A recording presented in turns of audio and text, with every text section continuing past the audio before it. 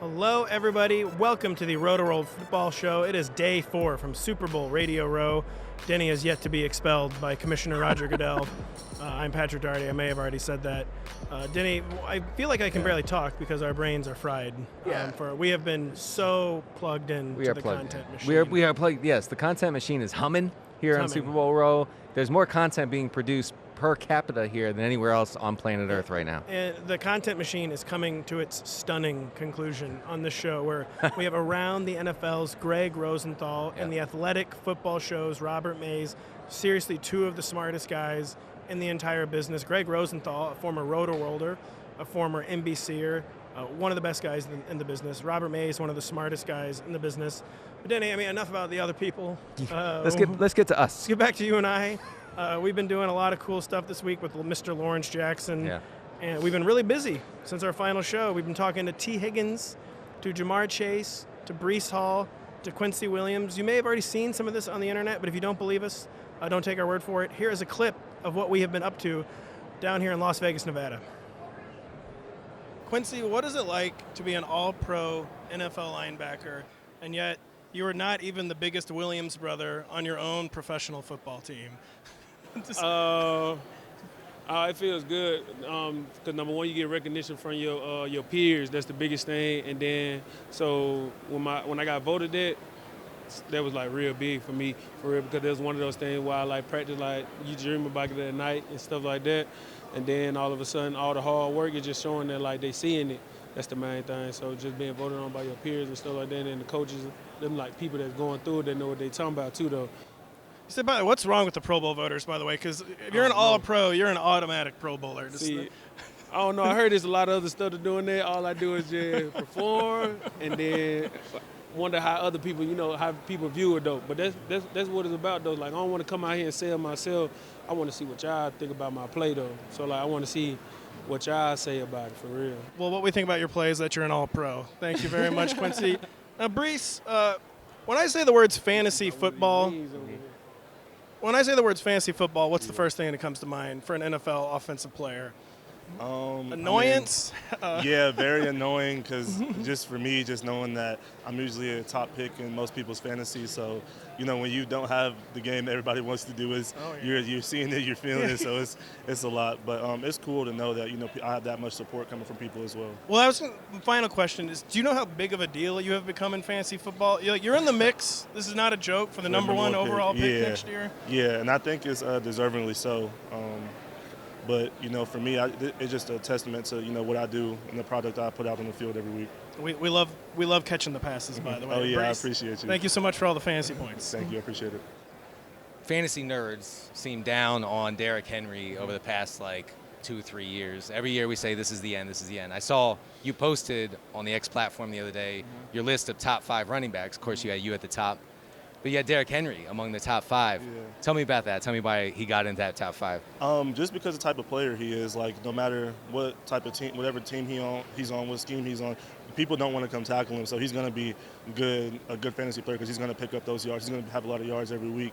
But for me, my top 5, I'm gonna say I'm gonna put myself at the top just because I was able to do what I did with the situation we were in and everything. Absolutely. But top 5 linebackers. Top 5 linebackers. Ooh. Top 5 linebackers. Ooh. That's a tougher one. I'm gonna put you and CJ at 1A and 1B. Ooh, I like that. That's good. That's good politics. Fred, Dre, Roquan. Okay. I also saw you had Bijan Robinson at number 2. That's my guy. Yeah. So tell me about that because he wasn't really used the way that I know fantasy managers wanted him used in Atlanta. Do you think that he'll be used in a better way in 2024? Yeah, for sure. Just because he's a third down back, every down back that could do everything. He catches the ball, he can run the ball, he can block, and he's just a playmaker. That's what I like to call guys that can line up anywhere and do anything. Is a playmaker. That's how I view myself, and I'm excited to see what he does. All right, thanks, Breece. No problem. We are here with Jamar Chase and Tee Higgins. We're going to start with Jamar. Jamar, as fantasy nerds, we want you getting double-digit targets every single week. There were 7 weeks last year where you had under 8 somehow. Yeah. We're going to get this rectified for 20. We figured you'd be a fellow traveler here and that you would also desperately want the double-digit targets. We're getting this rectified for next season. I mean, yeah, I would want it too. T gonna want it too. So You hear that, Joe? you gotta get both in there. You know what I'm saying? I mean, you know what I'm saying? Can't leave my wingman out. Yeah, will you guys send this interview to Joe Burrow? And it's like, they're begging for the targets for you guys. And also, you're easily one of the best wide receivers on planet Earth. Are you the best former LSU receiver in the NFL? Yeah. I think so. I had 20 touchdowns in a season. That's crazy to see. You're tied for the third most touchdowns in the league since you came in, by the way, amongst receivers. I just looked it up this morning. So that's lit. That is very lit. I don't keep up with stuff like that. I know. That's lit, though. That's what great ones do. Yesterday we talked to Breece Hall, and he kind of lit up when the prospect of you joining him in New York came up. We listed a bunch of free agent wide receivers this offseason, and he pointed out to you, would you like to join Breece in New York this year? I ain't gonna say I would like to, or if I wouldn't like to. It's where I'm at right now. I have no control over my situation right now, as of now. But I'm a Bengal right now, so I gotta stay one. All right. You know what I'm saying? And just about the Super Bowl, you have experience playing these teams through the years. Do you see this as more of a defensive matchup, more of a grinding kind of matchup, or do you think it'll be a kind of a back-and-forth, high-scoring game? I definitely think whichever defense is going to, get the most stops. Obviously, that's how games work. But whichever defense plays the best I think it's going to come out. That makes sense. Thanks, T. Denny, one stunning clip after another. Yeah. I will say, Really? Quincy Williams, I think he was afraid, when I asked him why he wasn't the biggest Williams on the Jets. Yeah. He kind of pivoted like a politician. Like he was did. afraid to confront Quinnen Williams' largeness. Well, he said he's a good. I like it like that. That's what he said. By the way, that was hardcore journalism. If I ever saw it. It absolutely was. Oh, I love to to say, stupefy Jamar Chase. Was my first question. when we were formulating questions, and folks, we did not take that lightly. Like we really put a lot of time and effort into coming up with those questions, and we have heard Jamar Chase unhappy sometimes when he doesn't see the ball, as any receiver. The enemy speaks kindly, holds a knife, that sort of thing. And so we thought, oh well, we're going to ask him, do you want more targets? And honestly, when Pat asked that, I'm like, okay, here we go. And he was kind of like, I don't know. He fantasy and bio'd me. Yeah, he was like, oh, we're getting into this. Yeah. I was like, this is all there is, Jamar. I don't know, man. Let me guess, fantasy and bio. I mean, Jamar Chase sounds like fantasy and bio sometimes. The way he talks about targets. I know. By the way, you were trying to get into the scoop game with Tee Higgins, and he was having none of that. Absolutely. I did. I was going with full Denny Schefter. Yeah, and Breece Hall, though, he was like, yes, give me all the touches, please. I will take them, kind sir. That's right. And he played ball. Jamar Chase, the enemy is speaking kindly and holding a knife there. Which is a good sign, to be honest, for the double-digit targets for next season. We're hoping. He's all in. We are all in on welcoming in around the NFL's Gregg Rosenthal right after this. We are now back on Super Bowl Radio Row with Mr. Gregg Rosenthal from around the NFL. It actually is NFL Network, but as Greg pointed out, we only care about podcasts, so we just introduced him as around the NFL's Gregg Rosenthal. You're an industry veteran at this point. You're a Rotoworld veteran. Do you hide that, by the way? No, I'm very proud of that. I like feeling like the fact that my first Super Bowl was Patriots-Giants the first time around, so I like that. I like feeling old. It means I'm smarter. It's funny you mentioned your first Super Bowl because I feel like I've known you a terrifyingly long time at this point. And one thing I've always thought about you is you have extremely good lifestyle opinions, like iconoclastic opinions on these kind of like softball questions. But because you're a Super Bowl veteran, I wanted to know how you rate Vegas's first Super Bowl compared to some of the other host cities. Well, not high, but that's only because I think of myself. Like, it's just a city that it's very hard to get a water. You can't, I just want a chicken sandwich. Yeah, coffee in your, they won't give you the coffee maker in your room, you could be at the worst motel in the middle of Wisconsin. What state do I want to throw under the bus here? And you'll have that. So, stuff like that. I just want it to be easy. unless it's like incredibly fun. But I work for the NFL. I'm not allowed to even hit any of the casinos or anything like that. So I'm looking forward. New Orleans is the number 1 Super Bowl location. That's next year. Vegas would be pretty low on my rankings. It is so weird how you cannot get a water. No one has had a water in this entire place in 5 days. I'm afraid for their health. They're trying to preserve the Colorado River there, I think is what's going on there. But yeah, I just want to go get a coffee without getting hit with like 5 strobe lights, in the morning. Like, dude, it's 7:30. It's also just like there's so many people everywhere, and we're taping this on Thursday, and so that just I'm a little anxious about the weekend. Every like blogger or podcaster type I've talked to this week is like, so everyone in this town is like loving it right now, but every blogger or podcaster is like, I'm not a Vegas guy. We even talked to one guy who's a Vegas guy this week, including Denny or I. I feel like it takes someone to say I'm a Vegas guy. I don't know anyone who would say that. Well, it does feel silly for us to come here and rank them and complain about Well, let's be real. It's better in Arizona, right? But we're I would take it over to Arizona. Sorry, Same. We just had to bus Glendale, Phoenix, Scottsdale. What? Can they? But you've been here since like Sunday. I only got here yesterday. So. Oh man, yeah. Well, we ran the place on Monday and Tuesday. There's nobody here, and then the celebrities had to storm in and then mess up our whole thing. Yeah, Denny, we haven't seen the outside world for the first 72 hours. I have been in. It's the Hotel California for me. And I was also told, that it didn't rain in Las Vegas, and yet it rained for 72 straight hours. And another extremely. I just feel like you'll have a good opinion on this. Okay. I think I probably know your answer. Is it better to watch the game at home or at the stadium? You've done a lot of both at this point. No, I would say at the stadium. Ooh. So I don't think that's what you were expecting. No, it was not. I was expecting the most cynical or privileged thing I would say. Like my perfect Super Bowl experience would be flying in Saturday and then just going to the game. I think you kind of can't beat being at the game. It is very exciting, and I don't go to that many live games. I go to some across the street from where we work, the Rams and the Chargers, but that's about it here and there.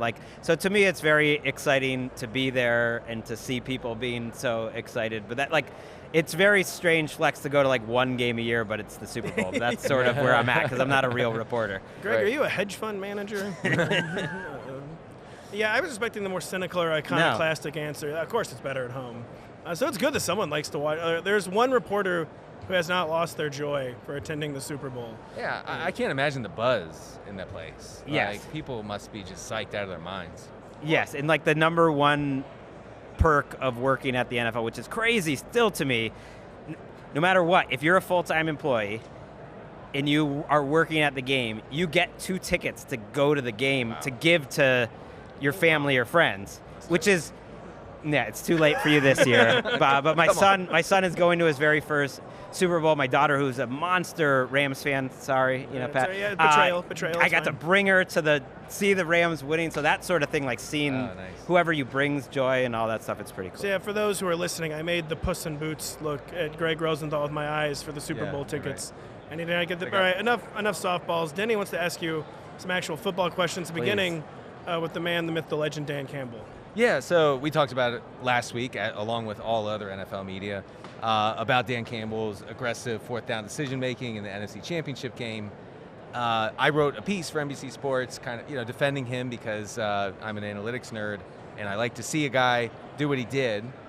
I was wondering what your take on it was, but also from a zoomed-out viewpoint, what does that do? What does that NFC title loss for Detroit do for what might be called the analytics movement in football? He's wondering if it's a setback for analytics. Is it a setback? I don't think it is because I think it keeps just going forward.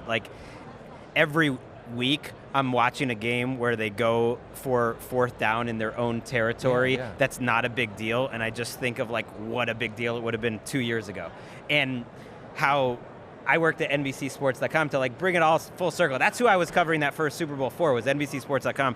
And I think back to the Belichick time that he went for fourth down against the Colts when they had the lead, and it was Brady versus Manning. Yes. That was a week's worth of national that led the NBC coverage. Nightly News. So Tom I think Dan Campbell is helping to normalize it, and it didn't work, but I think everyone intellectually understands that's partly why they got there, and he's not going to back down from doing it. And also, on the list of reasons they didn't win the game, it's not in the top 2 or 3. They just didn't make the plays. It's kind of I'm trying to figure out, why did the Chiefs make this game? It's like, because Travis Kelce is just catching wild contested catches, and they're completing passes down the field. They played better. That's like the number one reason. Yeah. They made the plays. Yeah, right. Josh Reynolds drops the ball on fourth down. Jahmyr Gibbs fumbles the ball in the second half. Right. Those are the things that crushed Detroit. Right, and we're never going backwards. Sean McVay, who's conservative, won a Super Bowl going for fourth down in his own end. Well, and I feel like that one kind of gets overlooked in like an analytics history. It always gets overlooked. No, if it works, it's like, oh man, that guy's brave.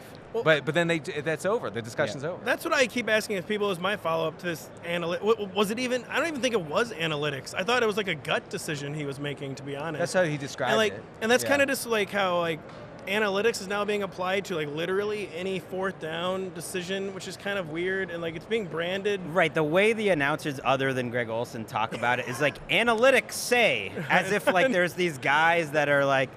But they sneer. Hanging like an IBM computer in Joe the sky. Buck, and I love Joe Buck and Aikman, so I'm a little disappointed. But they're like, analytics say, as if it's just like this room of analytics that's just like pressing a button. And it's like, no, it's just giving probabilities. And Dan Campbell didn't go for it at the end of the first half. I think that was his gut, too, because I think he just felt like in that spot he wanted to just keep the positivity going. And the spot he was in the second half was like, our defense has stopped getting stops. That's exactly right. And we're not going to get any more stops. He knew that they couldn't stop the Niners' offense, so they needed it to score. Also, like I told Pat last week, Dan Campbell didn't open his press conference after the game by holding up a spreadsheet and saying, "See, guys, they told me to go." He didn't say anything even remotely close to that. He was like, "I felt like we needed to go." It's kind of huge though for people who are a fan of analytics, who are supporting his decisions, that Dan Campbell is our leader. Oh, yeah. I know, I love it.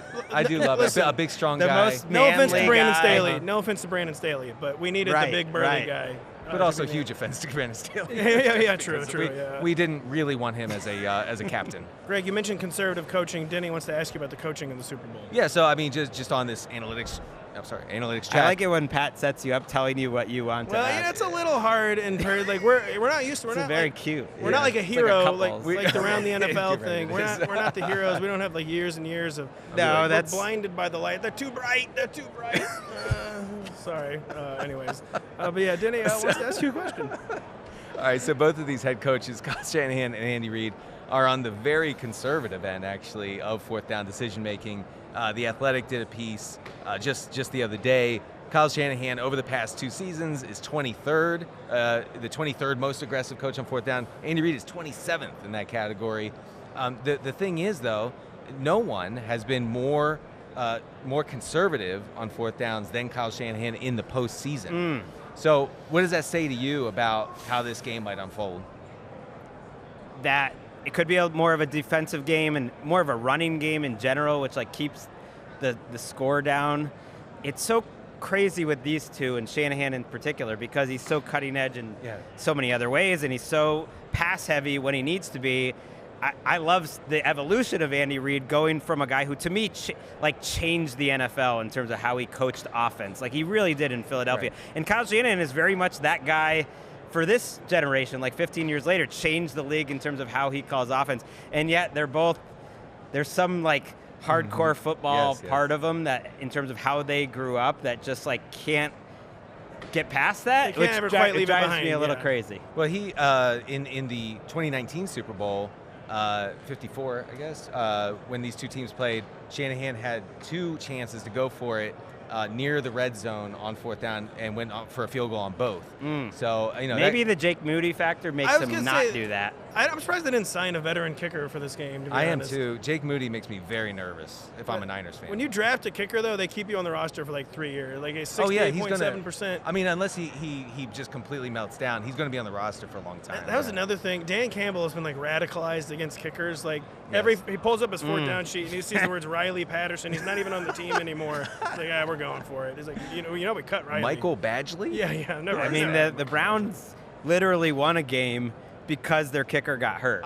Isn't it amazing? Also, the Texans lost their kicker, and it was that game where C.J. Stroud went crazy. That was the game where C.J. Stroud went totally because they nuts. couldn't go for field goals. This is the key. Don't roster a kicker.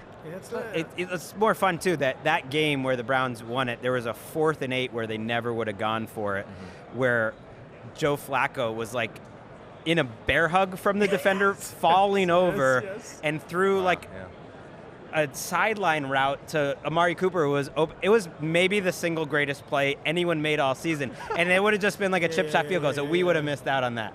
So we can't let you leave without. We have to get your opinion on the game, of course. Oh, I thought you were gonna talk Rotoworld history. No, well, we'd love to do that. We would love to, but maybe we will in just a second. But Denny and I.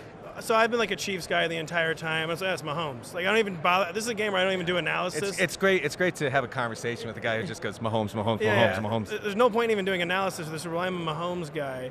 But then we've been hanging out like bettors all week, particularly Drew Dinsick. He's gotten all in my head about like he thinks the 49ers are still like an amazing betting opportunity, that they're by far the better team.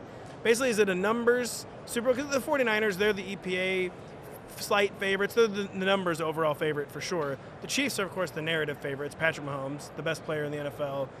What is taking the day in this game, numbers or narratives? Well, it worries me when the guy who dropped off room service last night at the hotel, he was like, oh, you're in town for the game? I was like, yeah. He's like, who do you like? Blah, blah. Yeah, I said, and he's like, well, the public's really on the Chiefs, but all the big money, I've been talking to people here, all the big money. It's like, wow, the room service guy has hot takes. And yet,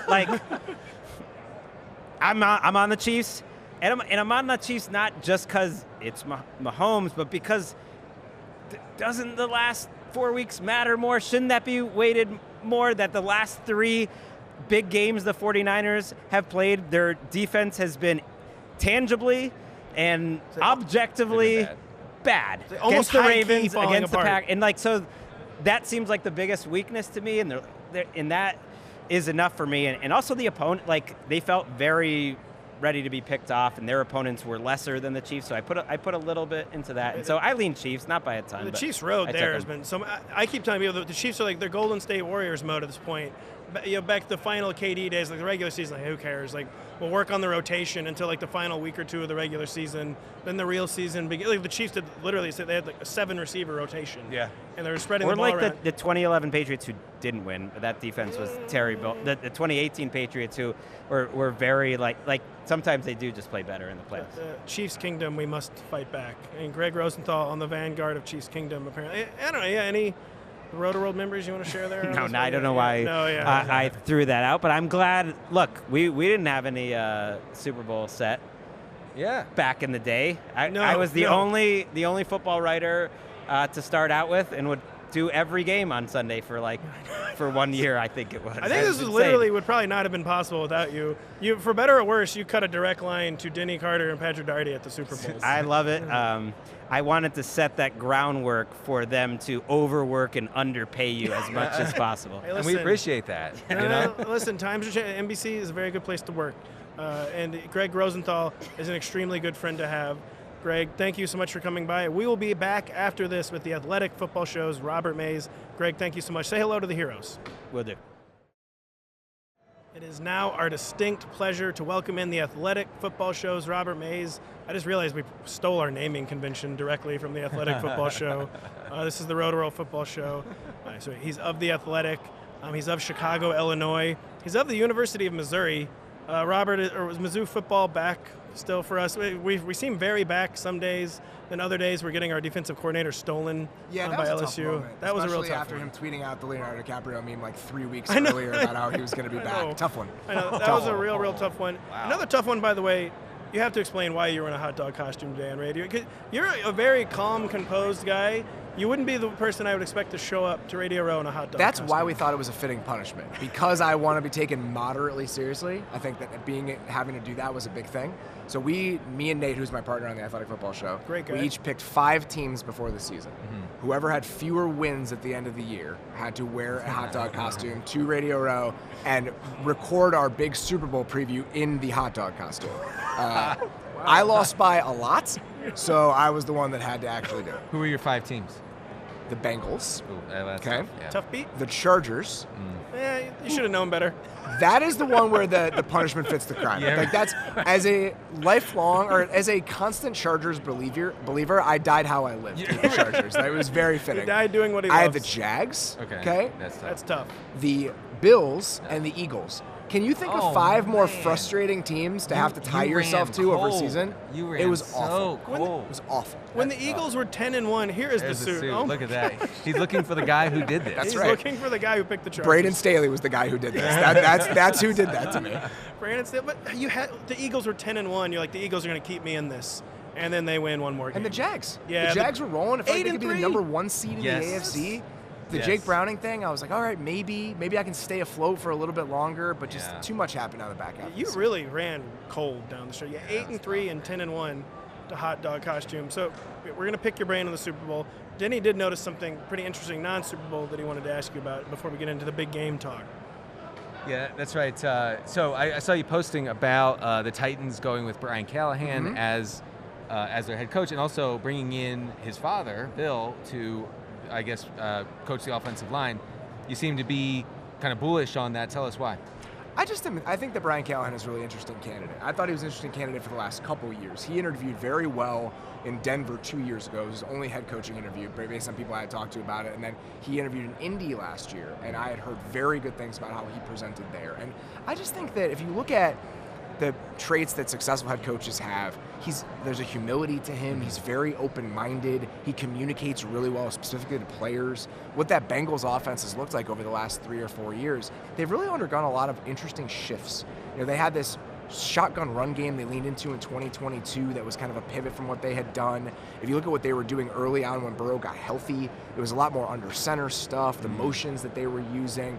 He's just had to figure stuff out over the last couple of years, and I think the problem-solving element to it, how many different offenses he's been in, the Peyton Manning offense he's very fluent in, what the Bengals were. So just his demeanor and the collection of his background and experience, he's just an interesting candidate to me. Would you expect him to bring in, and the Titans as a team to bring in competition for Will Levis, or do you think that he would commit to him as at least a short term? Denny wants you to say they're going to bring in Jake Browning. It's a great question. I don't know the answer to that. I don't, because this is a front office that obviously picked Will Levis, but I think part of that was they were trying to do 2 different things at the same time in that front office. They were trying to compete and rebuild at the same time. So was Will Levis the actual plan? Was Will Levis's that ran Carthon's kind of, hey, you know what, we're going to do a little bit that's a slow play? I don't know. I have no idea what their view of him is right now. Titans front office is strange. I was just thinking while you were talking about Mike Vrabel essentially seemed like he forced a power struggle and won it with the previous GM, but then this time there was a power struggle and Mike Vrabel lost. And I think they're kind of doing things backwards, except for the hire, it's like the platonic ideal of a kind of hire you want to make as a coach right now. Just all the right coaching trees, the right approach. They didn't let the Joe Burrow injury even sideline them in Cincinnati. They made things work with Jake Browning, and it was the least sexy hire probably the entire cycle. But he's got big Matt LaFleur energy, basically. Yeah. I think that a lot of teams are wanting that collaborative approach where you have somebody that's willing to come in, work with people, and just be, a welcoming voice within the building, somebody that has open arms, and it's going to be easy to work with, and that's what Brian Callahan is going to be. Mike Vrabel cuts a big figure. Brian Callahan isn't necessarily that sort of personality. Too big a figure, apparently. Yeah, he can't even get hired. Diana said that on my show to me, and I think that was misconstrued in a lot of ways. Yes, she thought it was ridiculous that someone had said that. We may have taken it and run with that. That's okay. I totally understand how it got legs. Wow, that really did get legs. Yeah, hey, but how could that not get legs? It's a funny concept. By the way, Brian Callahan, it might not hurt that his dad is the greatest offensive line coach of the 21st century, and that was maybe a nice fringe benefit to hiring him. Also, check out the folk singer Bill Callahan if you're unfamiliar. I think Robert knows what I'm talking about. I don't think Denny does. I have no idea. Because I've Googled Bill Callahan before, and it's one of the first things that comes up. Yes, he's one of the greatest out there. But Robert, with the Super Bowl now, we'll start you off with the question we ended with Gregg. I'm just going to ask you the same thing I've been asking everyone all week, where the canned way I've been asking this, is this a numbers or a narratives Super Bowl? Where the numbers all say the 49ers are the better team, the narratives and the eye test, say it's Patrick Mahomes, the Chiefs were so impressive in their playoff run. Boy, did they really quash that. Well, Patrick Mahomes never even had to play a road playoff game, and he easily wins 2 road playoff games against 2 of the best teams in football. And we know it's both numbers and narratives, but just where are you coming down on the 49ers on paper, clearly the better team, but then it's the Chiefs and Patrick Mahomes. What side of this are you on? I honestly think that if you look at the numbers and some of the more analytical sides of it, the Chiefs still have some advantages. Like, as I was really digging into the game and the things that Chiefs want to do defensively, zone blitzes, kind of these nebulous fronts where you're not sure if it's an even front, you're not sure it's an odd front, just creative pressure packages. A lot of the things they want to do are things that the Lions did in the NFC Championship game. The Lions just don't have as good of a defense or as good of players. So I think there are a lot of elements to this matchup specifically that are actually in the Chiefs' favor. So I don't think it's some Patrick Mahomes and the aura that comes with that and even this 4-week run. I think that a lot of things the Chiefs did well all year line up very well with the Niners' weaknesses. I was looking into how they perform, how the Chiefs' defense performs on third down. They're top 2 in EPA given up on third downs, really good. The thing is that, the counter is that the 49ers are the best team in the league on third down.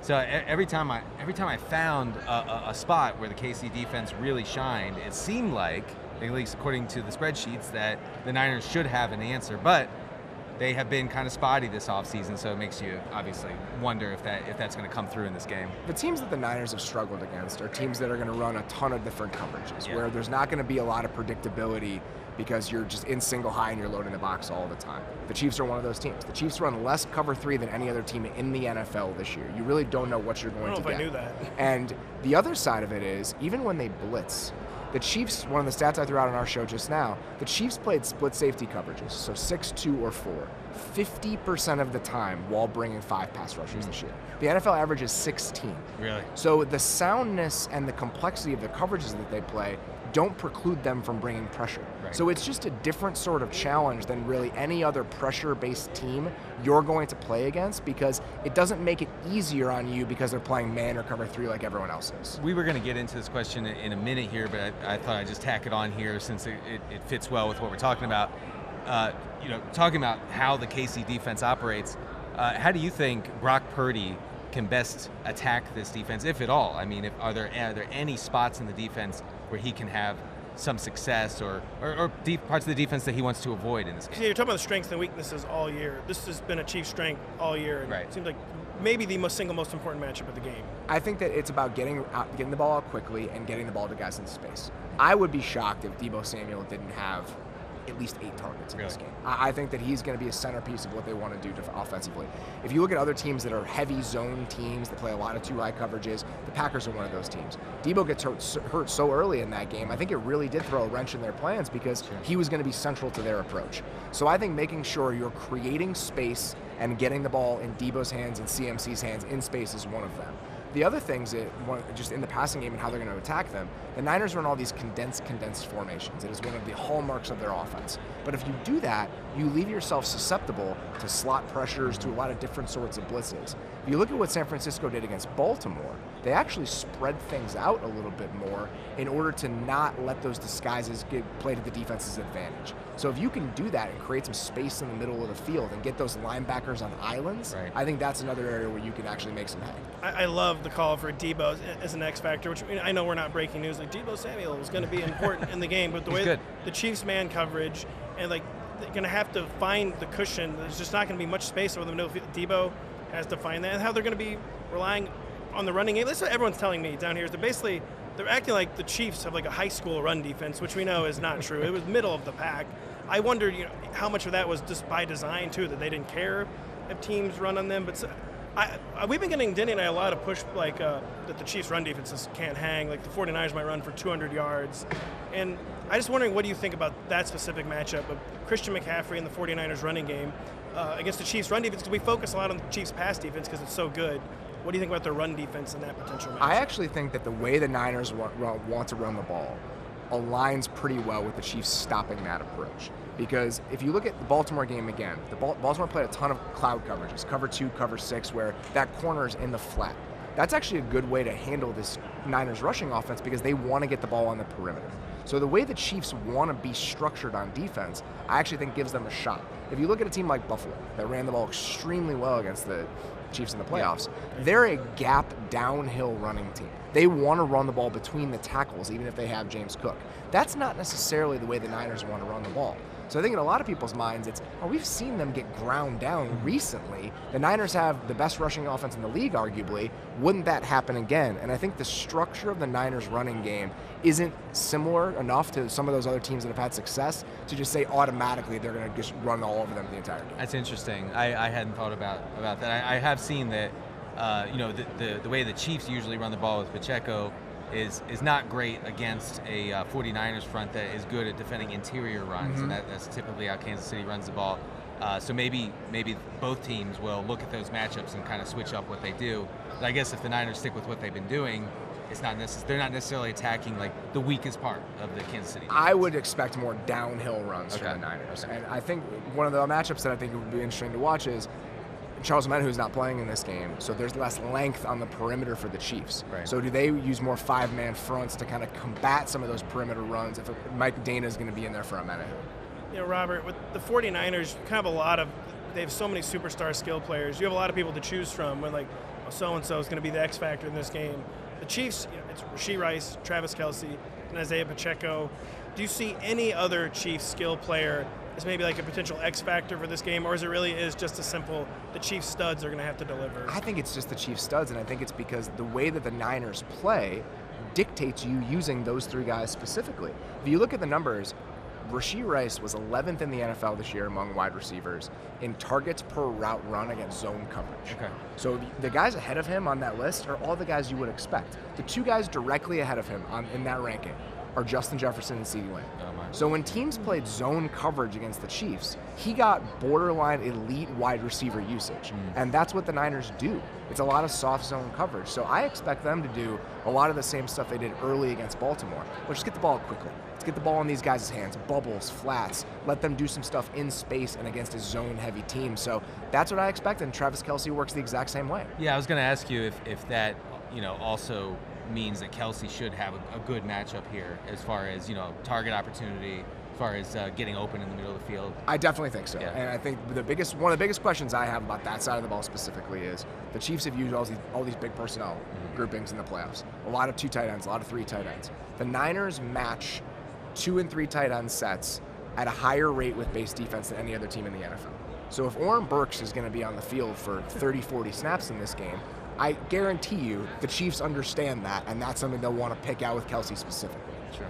So, who's going to win, Robert? I was thinking of a more Just elaborate tell us, question. please. Yeah. I love this Niners team. I love this Niners offense. I think they've been a juggernaut for huge stretches of the season. I think you have one of the best offensive coaches I've ever seen, kind of at his apex with the best group of talent that he's ever had. But I think that the way this Chiefs team stacks up with the Niners, I think they have too many advantages. I think a lot of the strengths of the Niners are offset by the strengths of the Chiefs. The teams that have given San Francisco problems, the Chiefs don't have to be out of character to use those game plans. It aligns with who they want to be and what their personnel is on so many different levels, in my opinion. It does seem like what you've said today is basically the 49ers are going to have to change what they do way more than the Chiefs will have to change what they do. That's exactly right. That's how I frame it. Along those lines, I was trying to remember a question I wanted to ask you, and then it was day 4 Radio Row. I was like, my brain no longer works. But does it have to be, so the way the Chiefs got here, grinding it out with the Bills and the Ravens, does it have to be a low-scoring game for the Chiefs to win, which seems insane when it's Patrick Mahomes? Or could it, if this gets into the 20s, the 30s, could that still be a Chiefs victory? Or is that too much on the 49ers' terms? I don't think it is. I think they absolutely can win a high-scoring game. The only reason it wasn't a high-scoring game against Buffalo is because they didn't have the ball that much. The Bills hung on to it for such long periods of time. If you look at a per-play efficiency in that game, the Chiefs were phenomenal. And the Ravens' defense is an unbelievable unit. What the Ravens did in the second half to Kansas City, I don't think the Niners defense is capable of doing that. So if the Chiefs won 31-27 or a game in that sort of range, that would not surprise me. I mean, the Niners defense has looked leaky enough, over the past 3 games for that to happen. I tweeted at one point that their defense was like high-key falling apart, but that was maybe too aggressive. I mean, the Lions were running roughshod over them.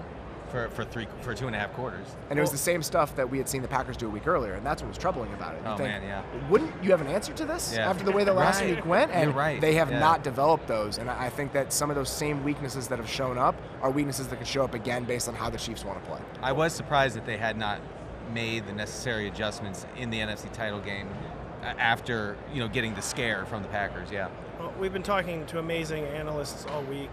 Drew Dinsick, Kevin Clark, Gregg Rosenthal, so many players. We gave Robert Mays the final word on the game. I knew we would just get an amazing. You were downplaying your ball knower credentials.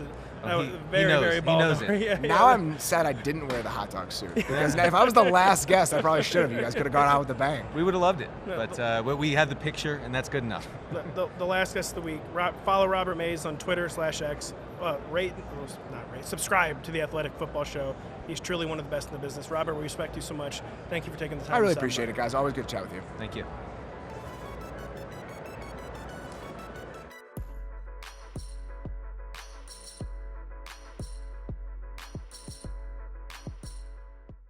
Hey, it's Matthew Berry from NBCSports.com and Rotoworld.com, and I want to thank you so much for watching whatever it is you just watched, or if nothing else, being too lazy to click out of the autoplay after this video started, after whatever it is you actually wanted to watch finished. But now that you're here, I'd like to take a moment here to ask you respectfully now, okay? I'm asking you respectfully to subscribe to the NFL on NBC YouTube channel. You'll get the latest Rotoworld fantasy news headlines, all sorts of great shows, including my own Fantasy Football Happy Hour. So go subscribe now. Again, I'm asking respectfully.